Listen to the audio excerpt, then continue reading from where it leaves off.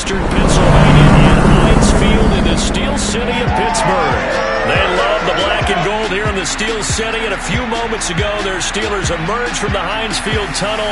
They're set, we're set, as the Steelers are ready to do battle with the Cleveland Browns.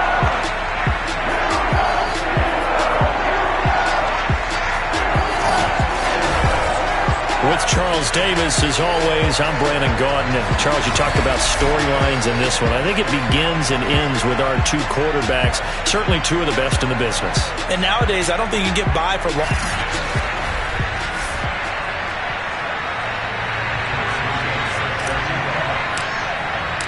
Seems like we were just starting training camp, but here we are in October, and off we go on EA Sports. To return it, Darius Phillips.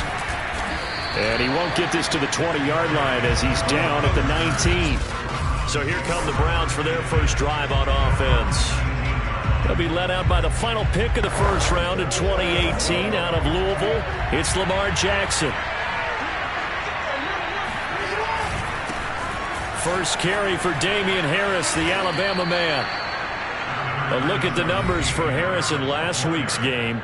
15 carries, 59 yards. They've won 2 straight games, and they've done it with the running game as the focal point of their offense. So in this contest, I don't think about doing anything else. I continue to ride the hot hand that I've established and lead with the runners.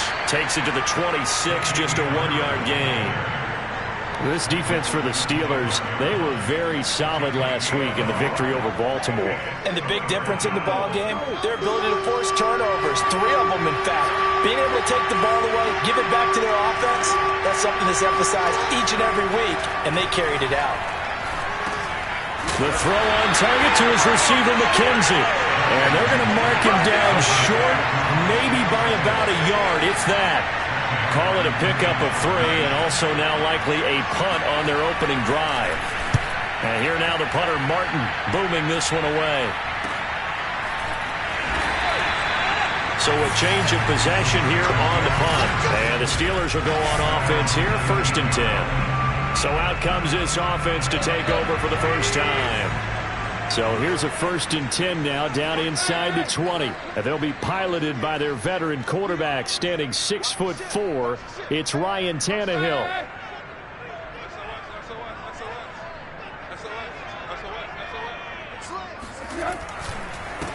They run for the first time with Javonte Williams. And he'll just plow right into a host of tacklers.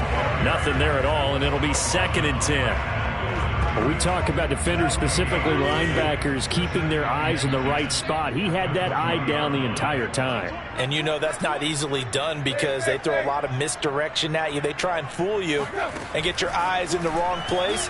But you're right about that one. He correctly figured that one out and made a really nice play. And he stopped right at the 25 after a gain of 5. So, Charles, first drive here, little safe completion underneath, maybe get some rhythm, get your feet wet, so to speak. I agree, and I like it because it's a lot like a basketball game when you're getting started and you pass the ball around so everyone touches it early and gets involved in the game. In this case, it's not just dumping it to a back and he's able to run with the ball, but you get your offensive linemen involved because they get to get out and run and hit people in the open field. Everyone getting their feet wet early. Nice play there to force the incompletion. And to me, one thing's for sure. When you're the underdogs and you're playing on the road, you absolutely have to get takeaways. You've got to get the ball from them. Yeah, win that turnover battle, going to be key. They didn't get one there, but you get the feeling they keep making plays like that, they might just get a few. Yeah, once you get one, defensive teams think they come in bunches. Well, I'm not sure he saw the linebacker there as that's batted down and incomplete. So certainly an interesting call there to go for it. And that will force a turnover on downs. Throwing now, Jackson on first down. Forced out to his left. And he slides and covers up at the end as he's going to be able to pick up decent yardage. He'll get 5 out of the scramble. It's 2nd down.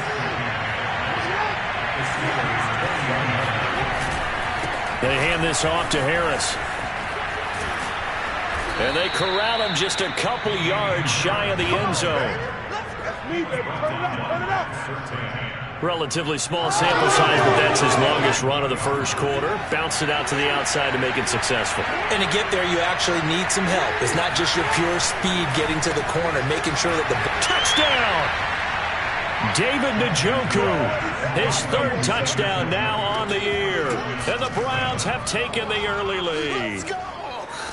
So it takes them just 3 plays here to find the end zone. And you remember, of course, this was all set up by their defense. Yeah, they got the stop on 4th down, so I imagine the offense said to their defense, thank you very much for this great starting field position. And like you said, 3 plays later, they're in the end zone. Gold with the extra point, and that makes the score 7-0. After the touchdown, it's Robbie Gould now to kick it away. And he'll just sit on this one as their drive will start at the 25.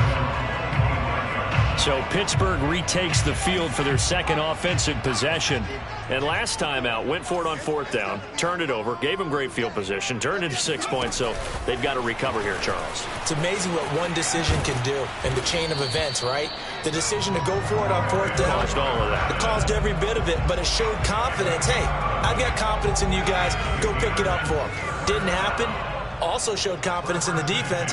They didn't pick up their end of the bargain, so now they've got to come back out and start over and rebuild that confidence. And the second wave of tacklers is going to get him as they stop him behind the line.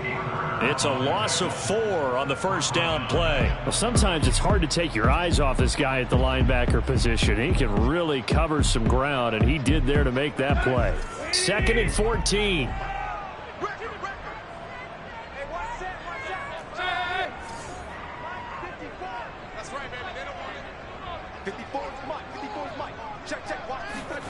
From the gun, here's Tannehill. And that falls to the ground, incomplete. A nice job of bodying him up defensively, and now it brings up 3rd down. An incomplete pass on that last play, and that means they'll need to come up with something here on 3rd down.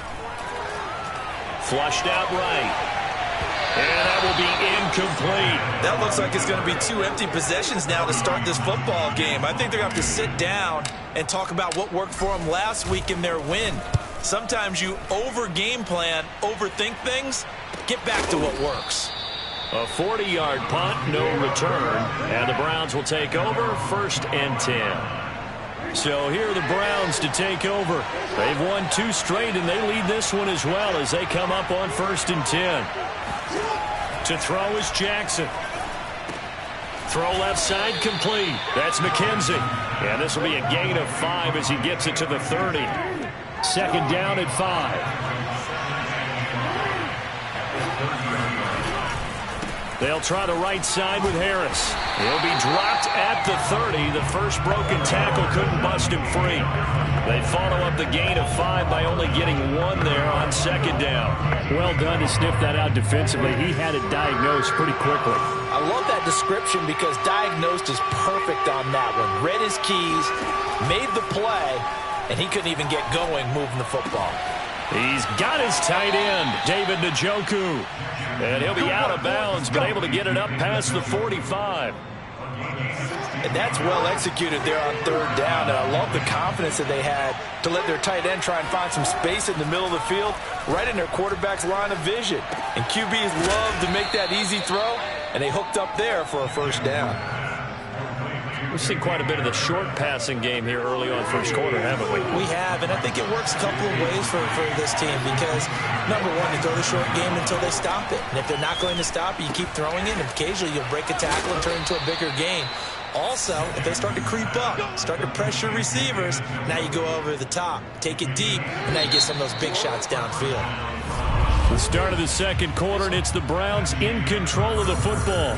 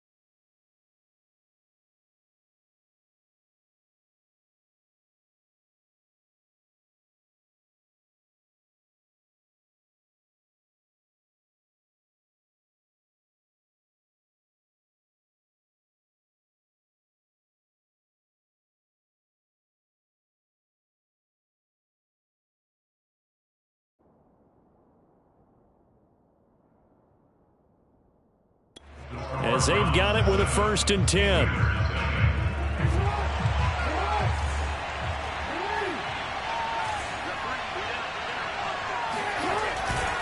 Now a give right side. It's Harris. They'll fight forward for a couple down inside the 40. Well, they certainly had success throwing the ball in this drive, and not as much running it as we just saw once again on that last play. Stopped after a very short gain. But I wouldn't abandon the run totally, because otherwise, pass rushers just tee off on your quarterback. Makes it very, very difficult for him in that situation. A throw over the middle, taken in. I know I spent a lot of time talking about tight ends in a lot of cases now, pumped up wide receivers, but they're still big people. He used that frame right there to absorb a really big hit on him and held on to the ball.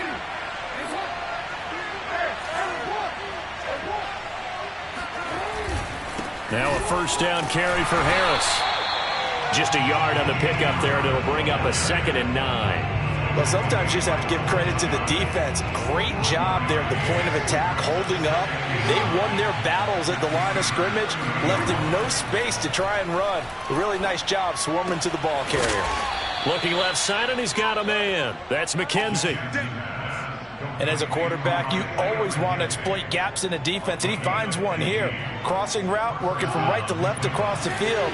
And once you get defenders going in the wrong direction, it is awfully hard for them to pivot back, and you end up getting the 1st down. And it's caught. Touchdown, Browns. Melvin Gordon, his 6th touchdown of the season. And the Browns are going to tack on to their advantage. Gold able to tack on the extra point, and it's now 14-0. So that one a pretty time-consuming 10-play drive, and it ends with a touchdown for Cleveland. This one taken just inside the 10, and able to get this across the 20, but not much further as he's dropped it to 23-yard line. The Steeler offense here about ready for their next drive.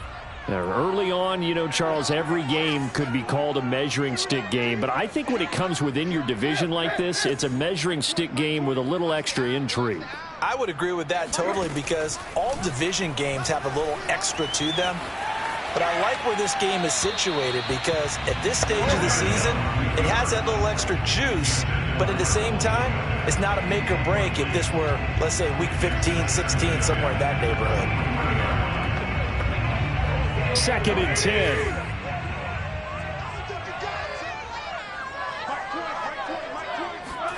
Play action. It's Tannehill. That's complete to DK Metcalf.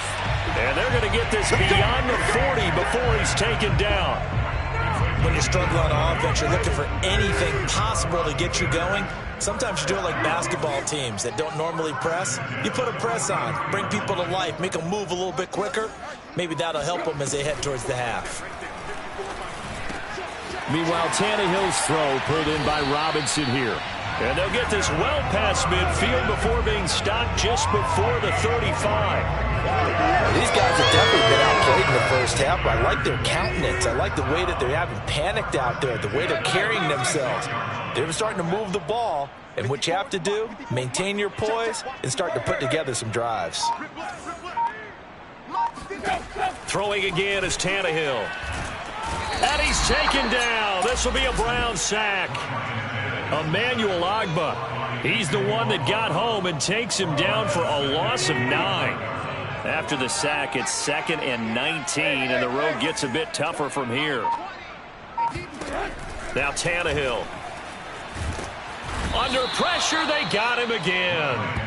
Jeffrey Simmons in there to drop him, and sacks on 1st and 2nd downs now leads to a 3rd and long. Well, when you're down a couple of scores like this, CD, you can't afford too many plays that go in the wrong direction like that one. Yeah, when you take a good look at it broadly, sacks are better than giving up an interception. But where they are on the scoreboard, they've got to get rid of all of that and just create positive plays for themselves in order to have a chance.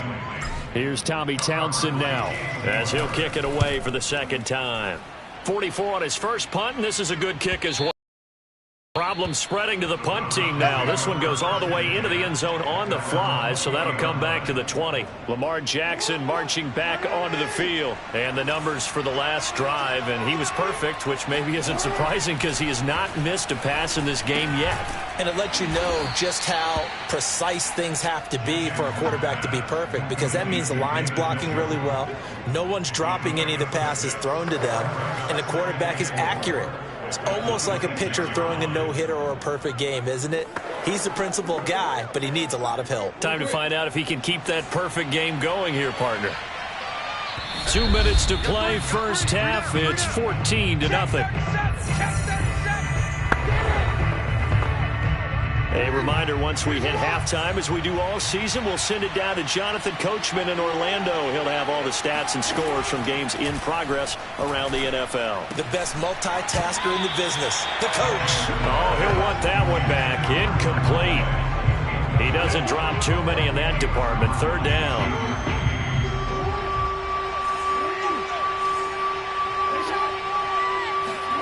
Jackson. And the catch made. It's Tyler Boyd. And he is going to have a Browns first down as they're able to get the third down conversion.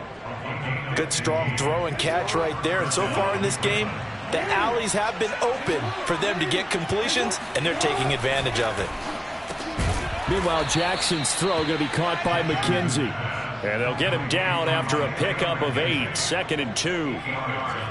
Nothing fancy on first down, but a very consistent type of a play. Hit that slant. A lot of people call it an extension of the running game, and it can be if that pass is completed, because you hit a guy on the run like that, you often can go for big yardage. Sets him up nicely for second down, staying ahead of schedule. Let's go, boys. Now the Browns will use the first of their 3 timeouts, as the stoppage will come with a little under a minute to go in this first half. Here's first and goal, and gosh, points here, a chance maybe to put this thing away before halftime. Again, Jackson. And that is incomplete. Oh, the coverage a little too good there, and it's second down. Line of scrimmage, again the 4-yard line, second and goal. Jackson from the shotgun. In trouble, and he'll go down back at the 12. Now the Browns signal for the second of their timeouts as the clock shows 50 seconds to play here in half number 1. After the sack, third and goal now from the 12. Now Jackson. He's got Njoku over the middle. A terrific job there to keep him out of the end zone. And now it'll be 4th and goal. And that big game may just change the thought process here on 4th down. I think in the red zone, they might now consider going for it on 4th down. So now the Browns will turn it over to their field goal unit here. Less than an extra point attempt here. This is an 18-yarder. And Gold is able to put it through. So 3 points on the board, as easy a field goal as you're going to get, but I can see you shaking your head. I love that peripheral vision of yours, partner, because to me, if it's the 4th quarter and you're up 6, I get it. But now, even if you run and don't get in, you're still setting them up to go a long field, 98, 99-yard drive. How do you look at your defense and not give them that opportunity?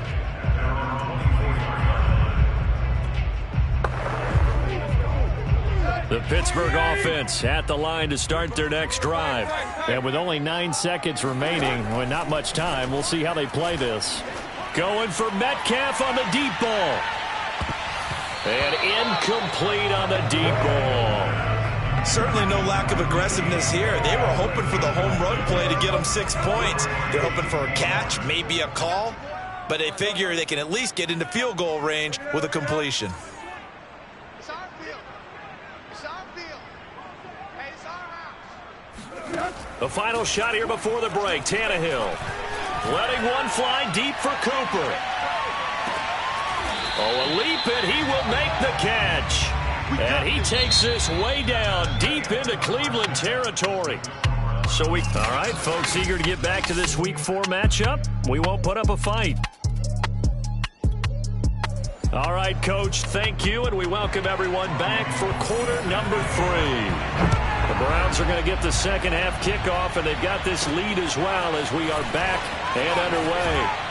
And he takes this near the 25. Just a little pass there. Call it the 26. The Steeler offense here about ready for their next drive. And that first half, one to forget really on both sides of the ball. They got to find some way to string something together here, don't they? Yeah, they're down big right now. So as you mentioned, trying to find something to string together, get some consistency, something sustained, maybe calm their whole team down and find a way to get back in this one. Yeah, because right now you're down big, you're being shut out. Let's see if this is the drive that kind of kickstarts them. Williams going to get it again on second down. And he'll be taken down right around the 34 after a pickup of only a yard. Well, they certainly have been able to get him going and establish the run, so I think it's time to abandon that plan and start chucking it all over the park. And you know who's excited about that? The defensive front. They got a chance to pin their ears back and get after him now. They'll try and run for it. Here's Williams. And Williams is going to be stopped short of the yellow line. He did not get there. Just a yard on the run there. That's going to bring us to a fourth down. Well, they're hoping that the second half is better for him than the first half. They've got to find a way to get him going. He's a big part of their offense. And how about this one now? In their own territory, a gutsy call. They're going to go for this on 4th and a yard. Here we go with Williams. And I'm not sure he got there. Did they stop him? They did. Boy, a curious decision to go for it. Doesn't pan out. And the Browns are going to get this thing back.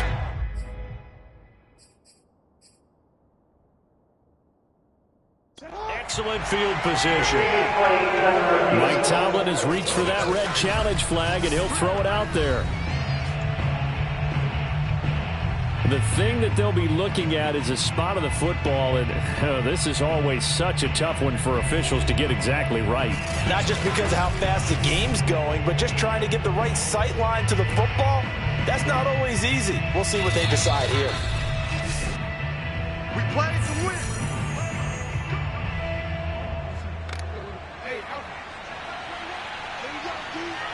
So the challenge does not sway the official's decision. Spot of the football going to remain right where it is. Throw left side going to be taken in by Harris. And he gets it down a yard or two shy of the 30 before he's out of bounds. 3 yards the gain there, second down. And the Steelers signal for another timeout. And that's going to leave him with just 1 timeout remaining still in the 3rd quarter. We'll see if that comes back to haunt him. We'll be back. Second down at 7.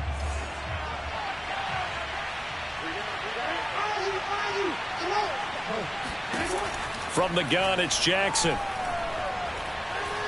Dancing to his left. And he gets it down to the 32. All that gets him is just a yard, and now it's 3rd down.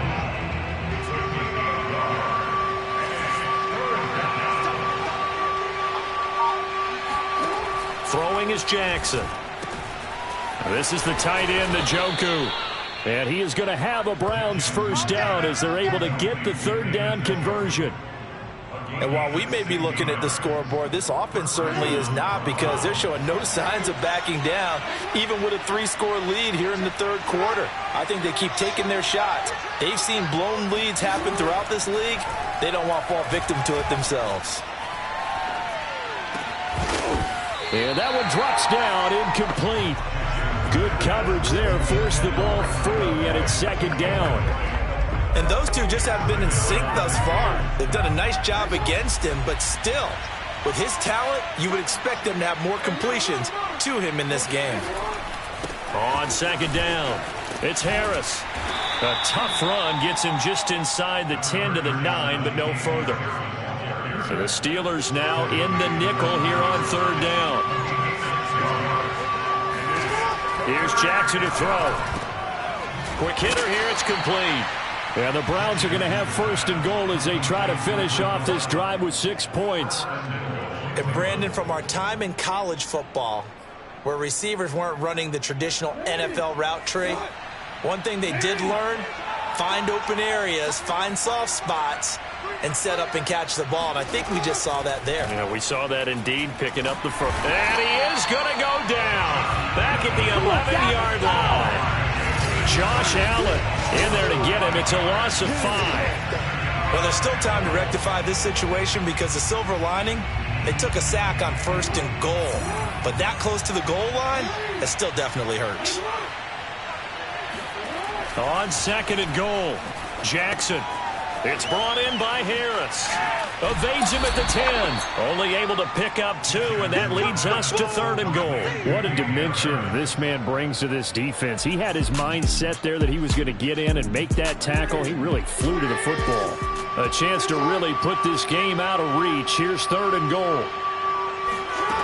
From the gun, Jackson.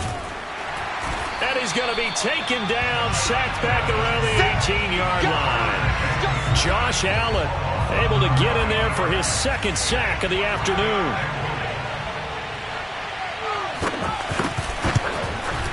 The kick by Gold is good.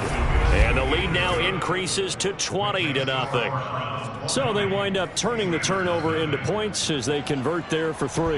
Yeah, that was a nice job there to force the fumble. They recover, hand things over to their offense, and then the offense went down and got them 3.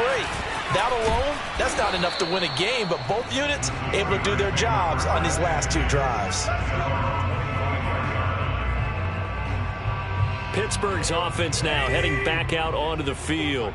And last time, went for it on 4th, didn't get it. We'll see if they can pick themselves up off the mat and do better this go-around. And he's going to have to eat this one as down he goes. Emmanuel Ogbah picks up his 2nd sack of the afternoon. That's his 2nd sack of the game, and the best defensive ends, they do their homework as much as offensive guys do. They know how to beat the offensive lineman across from them, what moves they need to do to set them up. This guy's been pretty good at it all game long. Another try after the 1st down sack. Tannehill. Oh, that's into double coverage and intercepted. Picked off near the 42. And they will be set up now as he brings this thing all the way back inside the 20. So this is something we didn't see at all from this offense in the victory last week. That's a turnover. They didn't have any, but giving the ball away here in the opening quarter. I love the surprise in your voice because it's exactly what you stated. Didn't see it last week, but it's a key to their win. And it'll be a key to this game as well, protecting the football. Didn't get it done there. Ernest Jones there for the tackle. The last run good for 2. Here's 2nd and 8. Here's Jackson. And that one going to be off target and incomplete. By the way, I got to apologize because I just realized for about the last 4 or 5 plays I'm eking over into your territory up here in the booth. My bad. I'm going to get back over to my spot. Yeah, we're not talking about our on-air commentary. I mean, what is all this extra paper? I mean, this is unusual for you. My bad. And he is into the end zone. Touchdown, Cleveland. Melvin Gordon with his 2nd touchdown of the game, number 7 on the year. And the Browns take advantage of field position on the turnover to cash this one in. Gold with the extra point, and that stretches the lead all the way up to 27. After the touchdown, it's Robbie Gould now to kick it away. From the 10. And they'll start this drive just across the 30. Pretty nice work on the return. Pittsburgh set to take over again on offense. And following the interception, we'll see what they can put together on this drive. I can hear my old college coach right now. He always used to tell us before every game, the team making the fewest mistakes will win. What they're hoping is... Launches deep. A jump ball, and this is caught. A big play that time for Pittsburgh. A real field flipper there as all of a sudden they've got a 1st down in the red zone. And that is going to do it for this 3rd quarter of action. You're watching the NFL on EA Sports. Escaping the pressure right. To the end zone, but it's incomplete. I want to go back to something you said in the 1st quarter about winning. Is it a positive? It is a positive. Okay. About winning the turnover battle. As a visiting team, as an underdog, you were right. They've done just that, and look where it's got them. It's part of the formula. When you go on the road, as you mentioned, being an underdog, winning the turnover battle is a big key, and this one's playing out in this one. Now a second down throw for the end zone, but it's incomplete. Now the trials and tribulations of being a quarterback in this league, it's tough. It's got to be wearing on him out there. Well, he has been sacked a number of times. He had an interception, so I'm going to give him a skosh of credit for hanging in there and trying to make something happen, despite the amount of pressure he's been under this entire game. That's incomplete, but there is a flag down, so hang on. A big call coming on third down. So the pass incomplete in the end zone, but contact and pass interference. And now where does the ball get placed? At the 1-yard line. 1-yard line. They gave up excellent real estate on that one. That's good. And he's into the end zone. Touchdown, Steelers. Javonte Williams, his 6th touchdown of the season. And the Steelers are finally into the end zone here in this 4th quarter. And that is what you call lowering the boom down near the goal line. He was going to force his way in no matter what. They always talk about low man wins when it comes to the offensive line, having the leverage to move the defenders. It's strong man wins when it comes to tackling in the red zone. And if you happen to be the low man and the strong man, that's a huge win.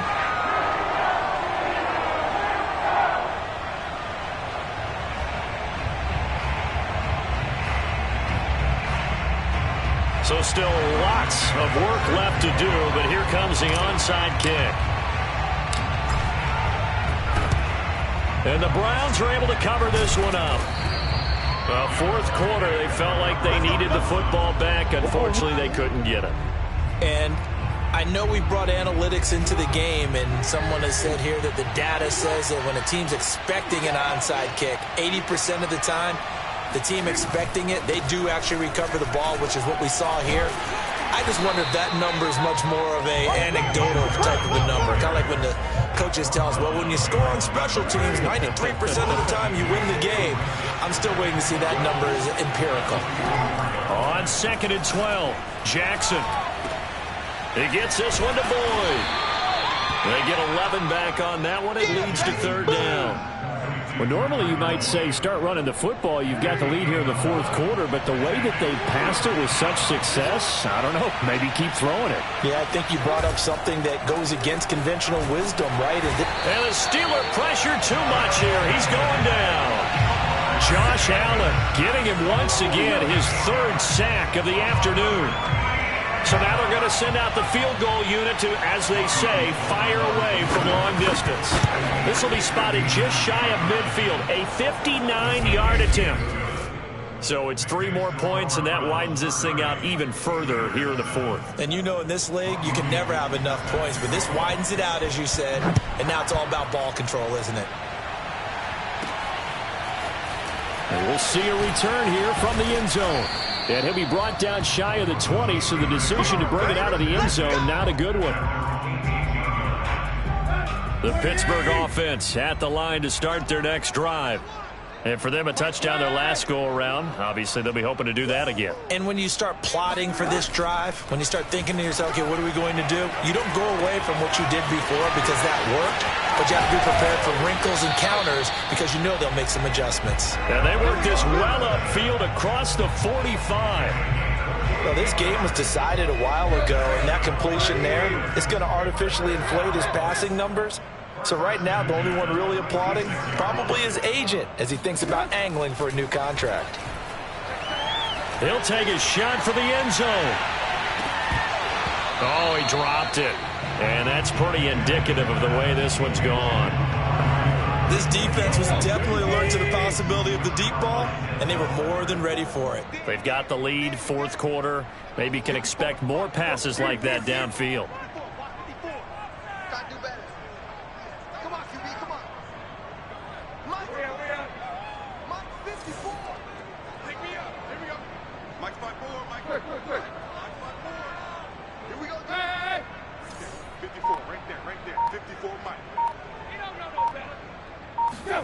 On 2nd and 10, Tannehill.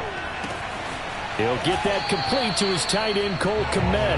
And he'll go down inside the 45 before going out of bounds. Well, the put my defensive cap on right now, and I know they're saying don't give up any big plays now. They've controlled this game throughout, and all they want to do is see it through to the end. I think they let their guard down a little bit with that last completion. Sometimes when you're trying not to give up bigger plays, you don't react as fast as you should on other throws. To the air again, Tannehill. He's going to look end zone here for Cooper. And this one almost intercepted. Had a chance to come down with it in the end zone, but could not hang on. After the incomplete pass, here now is 2nd and 10. Here's Tannehill. Oh, he's going to let this go for the end zone. And, oh, that one going to wind up incomplete.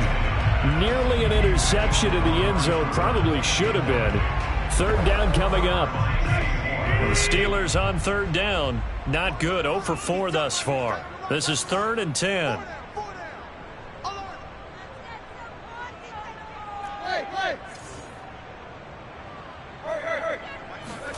Now Tannehill. Flush to his right. Robinson, a 1st down and then some. And down to the 27-yard line. They talk about mobility on quarterbacks all the time. Here's where it really pays off. Able to move, evade, and is accurate throwing on the run and picking up a 1st down.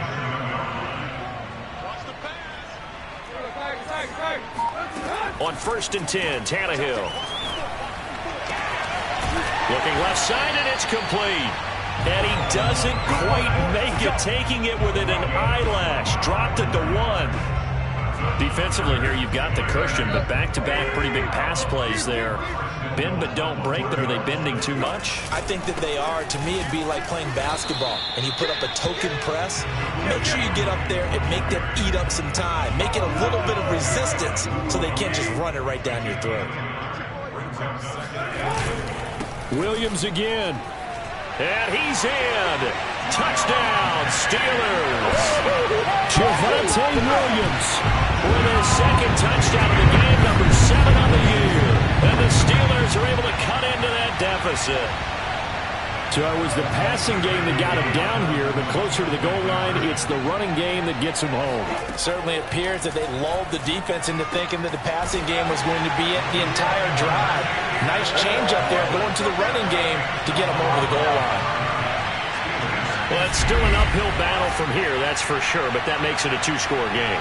And now we see why teams practice so much on the 2-point conversion, why you have more than one play ready, because you may need multiples to throw out a ball game. Here's a great example right there.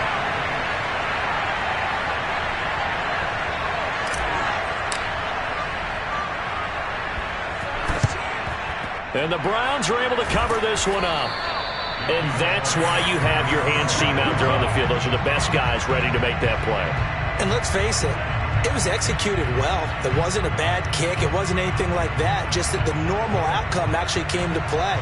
Analytics will tell you it's a very low possibility of getting the ball for the team kicking it in an onside kick situation. You're all about the numbers, aren't you? All about the numbers, baby. It's a new game now. They don't lie. And now here comes the 3rd of their timeouts defensively. So they'll be left with only the 2-minute warning to stop it from here on out. The opening play of the drive goes backwards. Now they'll come up on 2nd and 12. They'll try and run some clock here as they keep it on the ground. And some good tackling there as he stopped up at about the 41. Brandon, I've got to think this offensive line has got some smiles on its faces. And I know it sounds crazy, but they practiced for this back in training camp. They knew they'd be in situations where there'd be extra defenders in the box coming after them, trying to keep them from locking down a game. Right now, they want to show the world they're up to the challenge. On 3rd down, Jackson. Eluding the pressure right. 1st down and more for Jackson. And Jackson going to have the 1st down as he will get to the ground to avoid the contact. And Brandon, this is the time of the game when Jackson could really take over. He's got the defense's legs a little bit tired. He's got them on the run. Yeah, this defense looks gassed, and you're exactly right. 2nd half with the lead, this is when Lamar Jackson seems to thrive.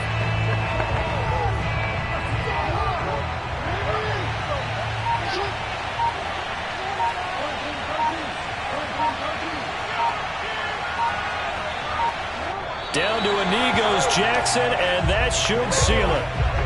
And with that kneel down at the end of the game, partner, they now get to 3-1. This is a good football team we saw in this.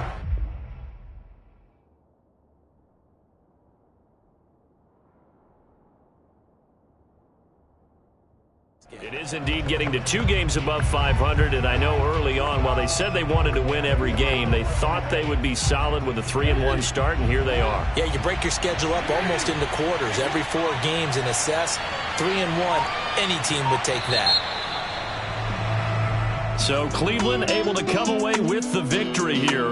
And this coaching staff, CD, I think you'd agree, pleased with this overall effort. Oh, I think they're more than pleased, right? They've got to look at each other like, wow, we just pulled this one off in a big way. Great job of motivating. Even better job of game planning. They were facing a top 10 defense, so they had to make sure that everything was buttoned down, and they had it ready to go, and their guys executed. Yeah, they were concerned not only about moving the ball through the air, but also on the ground. But both really started to come